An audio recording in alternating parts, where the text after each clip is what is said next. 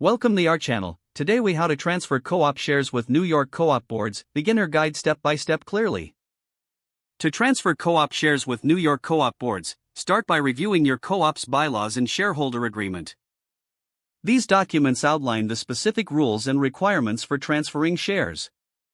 Next, prepare the necessary documents for the transfer. You'll typically need a completed stock transfer form, which can usually be obtained from your co-op management office. Gather any additional paperwork required, such as a purchase agreement if applicable. Ensure that all parties involved in the transfer sign the required documents. Once you have the documents ready, submit them to your co-op board for review. Be prepared for the board to conduct a thorough review process. This may include background checks or financial evaluations of the new buyer. After the board's approval, you'll receive a letter confirming the transfer. Next, update your stock certificate to reflect the new owner's name. This process typically involves returning the old certificate to your co-op management. The final step is to ensure all fees associated with the transfer are paid. Once everything is complete, the new shareholder will officially own the shares. Always keep copies of all documents for your records. Follow these steps carefully to ensure a smooth share transfer process.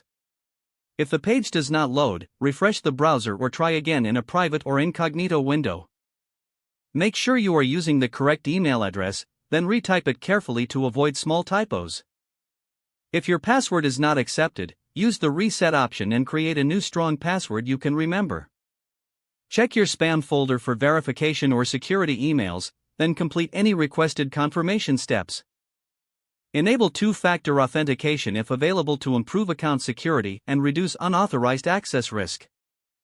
After signing in, review your profile details so your contact information and settings are accurate and current. If you see an error message, note it down and try again after restarting your device and internet connection. Log out when you finish, especially on shared devices, to keep your account and payment information secure. If the page does not load, refresh the browser or try again in a private or incognito window. Make sure you are using the correct email address, then retype it carefully to avoid small typos. If your password is not accepted, use the reset option and create a new strong password you can remember. Check your spam folder for verification or security emails, then complete any requested confirmation steps. Don't forget to like this video and subscribe to our channel for more step-by-step tech guides.